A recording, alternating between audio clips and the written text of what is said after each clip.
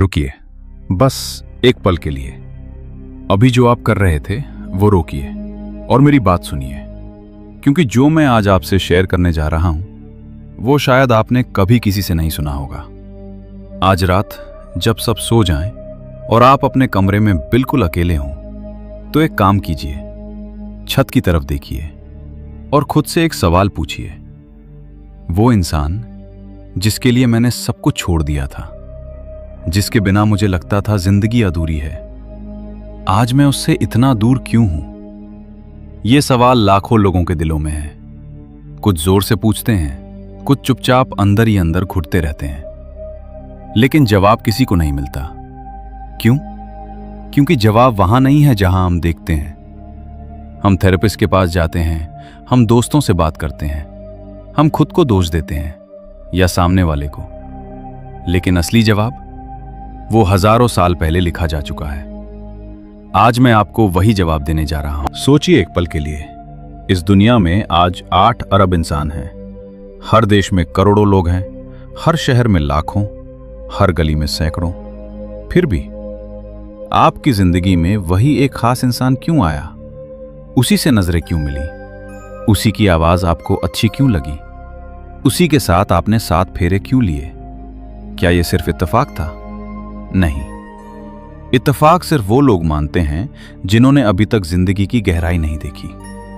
हर मुलाकात के पीछे एक कारण होता है, हर रिश्ते के पीछे एक इतिहास होता है, और उस इतिहास की शुरुआत इस जम से नहीं हुई। जब आप मंडप में बैठे थे, हाथ में हाथ, आंखों में सपने, दिल में उम्मीद, आपको लगा होगा ये मेरी पसंद है, मेरा फैसला, मेरी खुशी।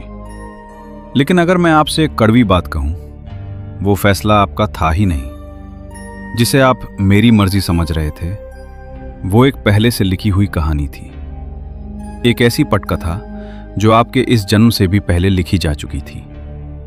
आप सोच रहे होंगे, ये कैसे हो सकता है? मैंने खुद चुना था। हां, आपने चुना, लेकिन उस चुनाव को वहां पहुंचाने वाली शक्ति वो बहुत पुरानी है। हमारे शास्त्रों ने इसे हजारों साल पहले समझाया है, गरुड़ पुराण में, कर्म शास्त्र में, और वो सच इतना गहरा है कि एक बार समझ लिया तो आपकी पूरी जिंदगी देखने का नजरिया बदल जाएगा। गरुड़ पुराण कहता है, विवाह कोई संयोग नहीं है, ये 2 आत्माओं का प्रेम से मिलन नहीं, ये 2 अधूरे हिसाबों का टकराव है। एक शब्द है ऋणानुबंध। ऋण यानी कर्ज, अनुबंध यानी बंधन। मिलाइए तो मतलब है वो रिश्ता जो पिछले जन्मों के अधूरे लेन देन से बना है। शास्त्र कहते हैं, जब एक आत्मा मृत्यु के बाद इस दुनिया छोड़ती है, वो सब कुछ छोड़ जाती है, शरीर, पैसा, रिश्ते, लेकिन एक चीज साथ लेकर जाती है, अपने अधूरे कर्म। और जब अगला जन्म होता है, वही कर्म नए चेहरों में वापस आते हैं। इसीलिए जो इंसान आपका जीवन साथी बना है, वो सिर्फ आपकी पसंद नहीं है, वो आपके पिछले जन्म का अधूरा हिसाब है। अब आते हैं सबसे जरूरी हिस्से पर। गरुड़ पुराण के अनुसार हर विवाह एक जैसा नहीं होता, हर रिश्ते की एक अलग आत्मिक जड़ होती है, और जब आप ये जान लेंगे तो शायद आप अपने रिश्ते को पहली बार सच में समझ पाएंगे। ध्यान से सुनिए। पहला प्रकार, शत्रु विवाह। यह सबसे आम विवाह है और सबसे दर्दनाक भी। शुरुआत में प्यार होता है, आकर्षण होता है, जुनून होता है। आप सोचते हैं यही वो इंसान है जिसके बिना जी नहीं सकता, लेकिन धीरे धीरे छोटी छोटी बातों पर झगड़े होने लगते हैं, अपमान होने लगता है, ताने मिलने लगते हैं, एक दूसरे से नफरत बढ़ने लगती है। आप सोचते हैं ये इंसान इतना बदल कैसे गया? लेकिन सच्चाई ये है, वो बदला नहीं, वो अपने असली रूप में आया है। पिछले जन्म में आपने उसे दर्द दिया था, आपने उसे तोड़ा था, उसके साथ अन्याय हुआ था, और वो दर्द अधूरा रह गया। अब वो वापस आया है, आपको वही दर्द महसूस कराने के लिए। और जब ये चक्र पूरा होता है, रिश्ता टूट जाता है। यही है शत्रु विवाह। तलाक इसीलिए होते हैं। दूसरा प्रकार, कर्ज का रिश्ता। कुछ रिश्तों में एक बड़ी असमानता होती है। एक इंसान हमेशा देता है, दूसरा हमेशा लेता है। एक कमाता है, संभालता है, समझता है, दूसरा सिर्फ लेता जाता है। ये भी संयोग नहीं है। पिछले जन्म में आपने लिया था, अब आपको देना है। ये एक आत्मिक लेजर है। जब तक हिसाब बराबर नहीं होता, ये इम्बैलेंस चलता रहता है। और जैसे ही कर्ज पूरा होता है, रिश्ता अपने आप खत्म हो जाता है। कभी तलाक से, कभी मृत्यु से, कभी दूरी से, लेकिन हिसाब पूरा होता है। तीसरा प्रकार, उदासीन विवाह। यह सबसे खामोश रिश्ता है और मेरी नजर में सबसे दर्दनाक भी। यहां कोई झगड़ा नहीं होता, कोई नफरत नहीं, बस खालीपन। दो लोग एक छत के नीचे रहते हैं, खाना साथ खाते हैं, सोते हैं, लेकिन दिल नहीं जुड़ते, बातें नहीं होती, एहसास नहीं होते। जैसे दो अजनबी एक मकान शेयर कर रहे हों। लोग बाहर से देखते हैं और सोचते हैं इनकी शादी कितनी शांत है, लेकिन अंदर से दोनों अकेले हैं। क्यों? क्योंकि पिछले जन्म में यह रिश्ता बहुत हल्का था, बस एक छोटी सी डोर बाकी थी, और इस जन्म में वो डोर पूरी हो रही है। चौथा प्रकार, पुण्य विवाह। और फिर बहुत कम लोग हैं जिन्हें यह मिलता है। पुण्य विवाह, जब दो आत्माएं पिछले जन्म में एक दूसरे का सहारा बनी थीं, साथ मिलकर किसी का भला किया था, सच्चे मन से प्यार किया था, तब वो फिर मिलती हैं इस जन्म में। और ऐसे रिश्ते में झगड़े होते हैं, मुश्किलें आती हैं, लेकिन रिश्ता नहीं टूटता, क्योंकि इसकी नींव कर्ज की नहीं, प्यार की है। ये वो रिश्ता है जिसके बारे में बुजुर्ग कहते थे, ये जोड़ी ऊपर वाले ने बनाई है। अब खुद से पूछिए, आप किस रिश्ते में हैं? अब एक और सवाल जिसे लोग पूछने से डरते हैं, अगर शादी इतना पक्का बंधन है तो बीच में कोई तीसरा क्यों आता है? चीटिंग क्यों होती है? क्या वो लोग बुरे हैं? क्या उनमें कोई कमी है? हो सकता है कि हां, लेकिन गरुड़ पुराण इसका एक और जवाब देता है। कभी कभी हमारा अधूरा रिश्ता किसी और आत्मा से भी होता है। पिछले जन्म में एक अधूरा प्यार था, एक अधूरी कहानी थी।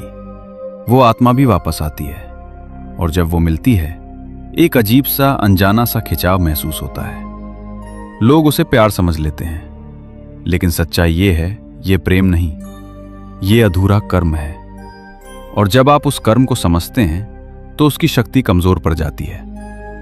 अब आते हैं उस सवाल पर जो सबसे ज्यादा दिल दुखाता है, तलाक। क्या ये हार है? क्या जिनकी शादी टूट गई वो कमजोर हैं, गलत हैं, पापी हैं? नहीं, गरुड़ पुराण कहता है, हर रिश्ता निभाने के लिए नहीं आता। कुछ रिश्ते खत्म होने के लिए आते हैं, ताकि जो अधूरा था वो पूरा हो सके, जो हिसाब बाकी था वो चुक सके। और जब वो हिसाब पूरा हो जाए तो उस रिश्ते का काम खत्म हो जाता है। लेकिन, और ये बहुत जरूरी है, अन्याय सहना धर्म नहीं है। अगर कोई रिश्ता आपको तोड़ रहा है, आपको हर रोज दर्द दे रहा है, आपकी आत्मा को कुचल रहा है, तो उससे बाहर निकलना भी जरूरी है। खुद को बचाना भी धर्म है। तो अब सवाल यह है, क्या हम हमेशा इसी चक्र में फंसे रहेंगे? हर जन्म में वही दर्द, वही रिश्ते, वही हिसाब? नहीं, एक रास्ता है, और गरुड़ पुराण वो रास्ता बताता है। 2 शब्द, साक्षी भाव प्लस क्षमा साक्षी भाव, यानी देखना बिना जज किए, बिना नफरत के। जो हुआ उसे समझना। ये रिश्ता मुझे क्या सिखाने आया था? ये दर्द मुझे क्या बताना चाहता है? और दूसरा, क्षमा। सुनिए ध्यान से, नफरत एक नया कर्म बनाती है, क्षमा उस कर्म से मुक्ति देती है। जब आप उस इंसान से नफरत करते हैं जिसने आपको दर्द दिया, तो आप उससे एक और जन्म के लिए बन जाते हैं। लेकिन जब आप उसे माफ करते हैं, तो वो डोर टूट जाती है, आप दोनों आजाद हो जाते हैं। आज रात आंखें बंद कीजिए और मन ही मन कहिए, जो भी हमारा हिसाब था, आज मैं उसे खत्म करता हूं। मैं तुम्हें माफ करता हूं और मैं खुद को भी माफ करता हूं। धीरे धीरे आपकी ऊर्जा बदलने लगती है।